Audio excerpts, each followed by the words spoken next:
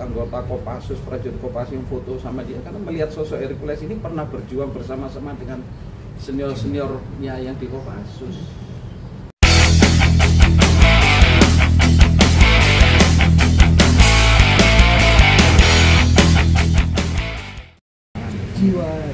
Juangnya seperti apa? Ya, saya kan kenal Hercules ini sudah lama, dari tahun 98 udah kenal, ya kan. Hercules yang dulu sudah sangat berbeda dengan Hercules yang sekarang. Dulu memang dikenal dia kan preman Tanah Abang, kan gitu. Dulu karena apa? Beliau kan baru tiba di Jakarta, ya kan, dari Timur, ya kan. Hidup di Jakarta ini kan keras sekali, ya kan. Jadi perlu jati diri lah. Tapi itu dulu, ya. Hercules preman Tanah Abang, ya kan. Tangannya satu, ya kan. Terus kena tembak matanya. Memang dulu ya seperti itu dikenal preman, tapi Hercules sekarang ini sudah sangat jauh berbeda dengan Hercules yang dulu. Semenjak beliaunya mualaf, ya kan, itu beliaunya lebih senang dengan mengedepankan kegiatan sosial, keagamaan. Sebenarnya dia taat hukum karena instruksinya selalu ke bawah. Di dalam pelantikan GRIP itu, anggota GRIP nggak boleh melanggar. Hukum harus dikedepankan, mafia hukum harus diberantas. Ya kan? Wujud dari beliaunya mentaati hukum apa? Anggotanya setiap yang melanggar pasti akan dipecat, diserahkan kepada polisi. Nggak usah anggotanya. Hercules sendiri kalau dia bilang kalau Hercules yang salah, hukum Hercules, tangkap Hercules, itu menandakan bahwa beliaunya adalah seorang yang taat hukum. Kalau terus kemudian di media sosial seakan-akan dia melawan aparat, itu nggak seperti yang itu, kan dipenggal-penggal saja. Tapi Hercules sekarang ini adalah lebih kepada Hercules yang lebih dekat dengan anak yatim, nenek jumbo, lebih banyak kegiatan-kegiatan yang banyak membantu orang-orang susah. Itu yang saya tahu. Jadi udah memang dulu preman, tapi sekarang udah preman pensiun lah.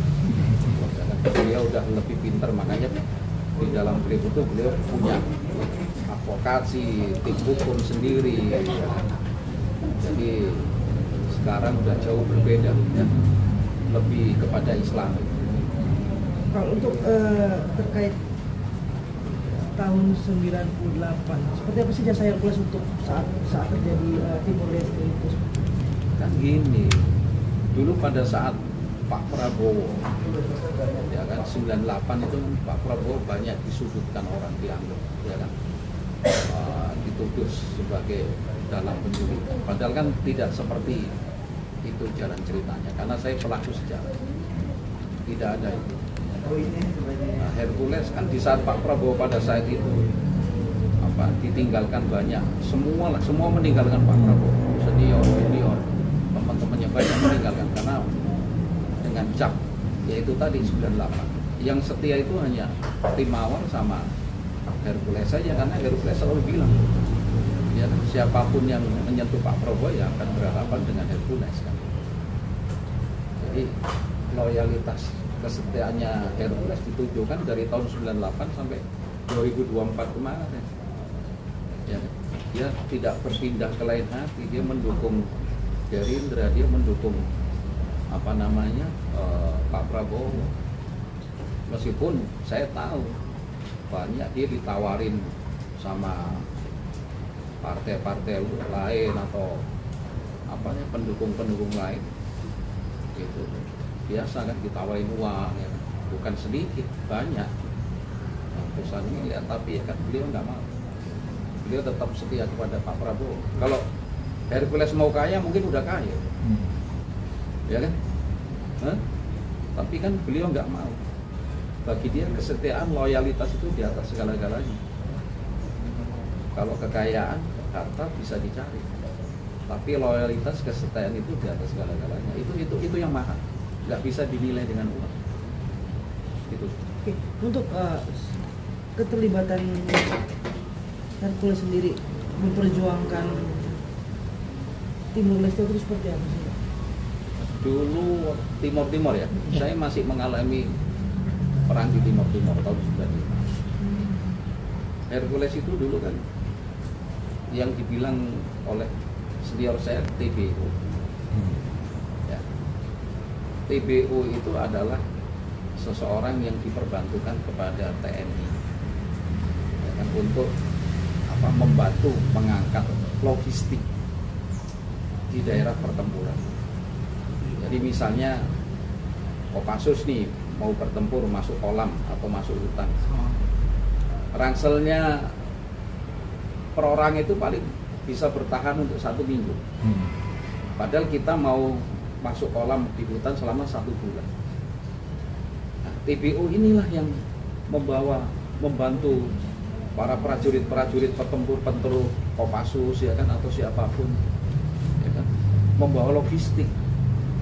Dia juga korbankan nyawanya, karena kalau misalnya di situ terjadi kontak tembak, nyawa dia juga terancam.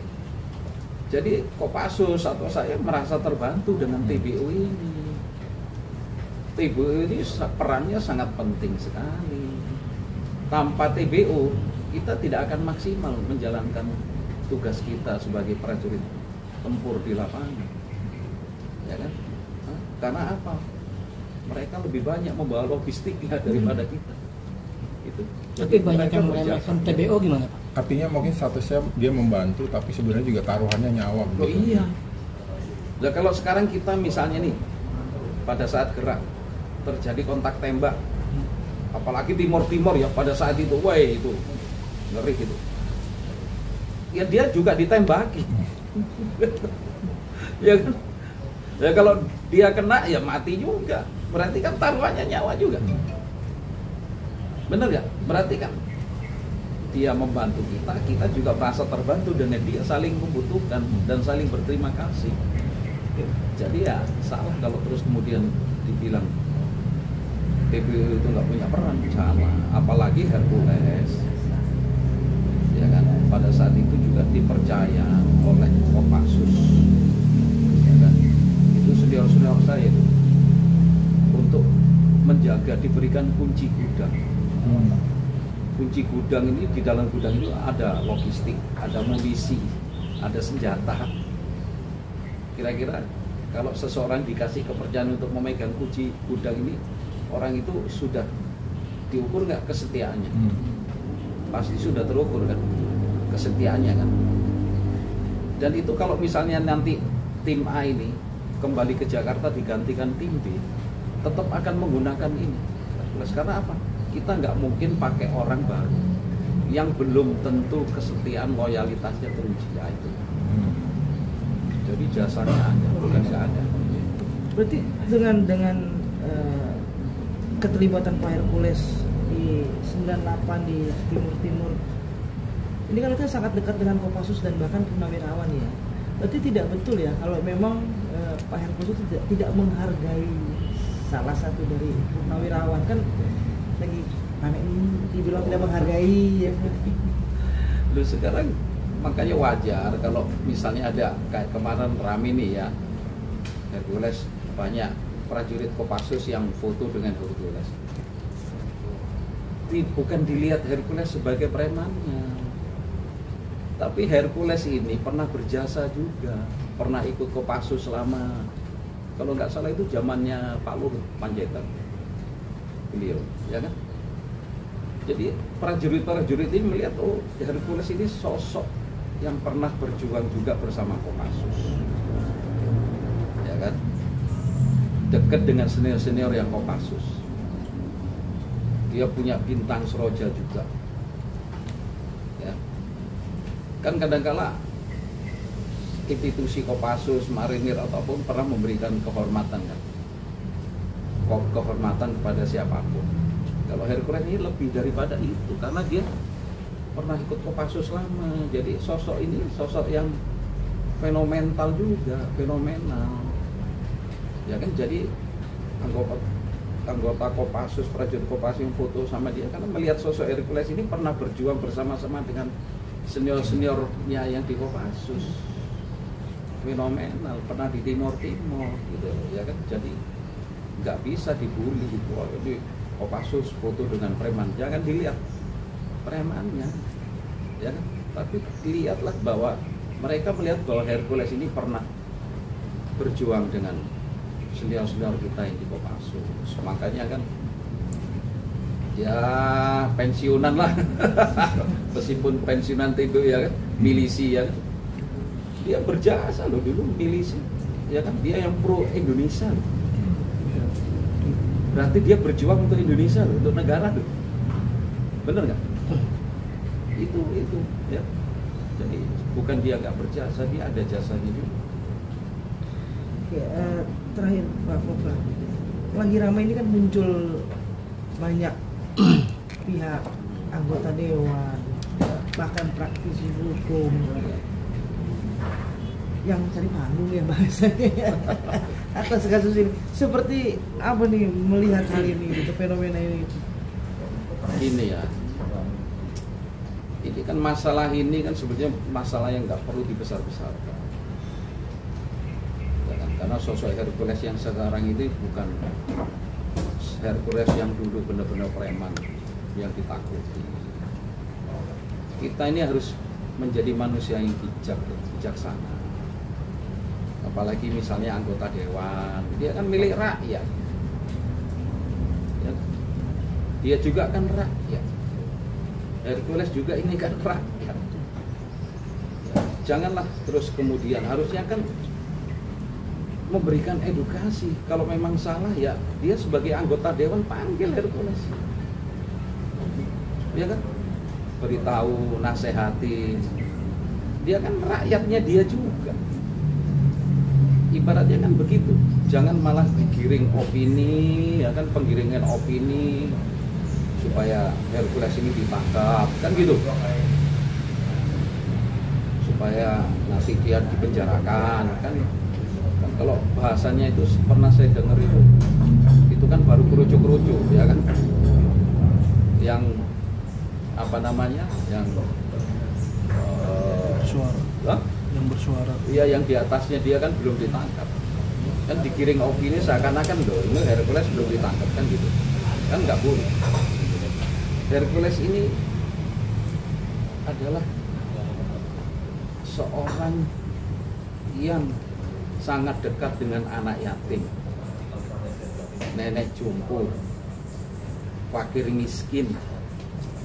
Setiap hari Kamis dia memberikan santunan 500 anak yatim, nenek jompo. Kalau sekarang misalnya dia di penjara, terus siapa yang akan memberikan 500 anak yatim? Orang yang memenjarakan dia siap gak menggantikan posisinya dia? Dia menjalankan sunnah Rasul. Kalau di Islam, Rasulullah itu sangat menyayangi anak yatim piatu, nenek jompo, fakir miskin. Dia menjalankan sunnah Rasul, syariat Islam. Kalau terus kemudian digiring opini supaya Hercules ditangkap, terus siapa yang akan memberi makan setiap hari Kamis? Dia secara tidak langsung, orang yang memenjarakan dia memutus harapan 500 anak yatim, nenek jompo. Karena apa? Setiap Kamis, sebelum hari Kamis dia sudah berharap, besok saya akan mendapatkan uang 50.000 atau 100.000 bagi dia sangat berharga. Oh, 100.000 besok saya belikan ibu saya, nenek saya makan nasi yang 20.000 untuk ini. Dia udah punya harapan. Karena setiap hari Rabu dia berpikir, besok hari Kamis saya akan datang ke tempatnya Hercules, akan diberikan santunan. Tapi tiba-tiba Hercules dipenjarakan dengan seseorang misalnya. Dimatikan nggak harapan anak yatim, nenek jompo? Siapa yang mau nangis, sedih kan gitu. Harapan dia pupus. Bisa nggak orang yang memenjarakan Hercules ini memberikan santunan kepada mereka setiap hari Kamis? Belum tentu bisa. Hah? Jadi kalau terus kemudian orang bertanya saya kenapa membela Hercules, saya bukan hanya membela Hercules saja, saya membela anak yatim ini, 500 anak yatim piatu, nenek jompo, fakir miskin, yang setiap hari Kamis disantuni oleh Hercules itu. Ya, jadi harus bijaksana. Ya, wakil rakyat untuk rakyat oleh rakyat juga. Ya, gitu ya.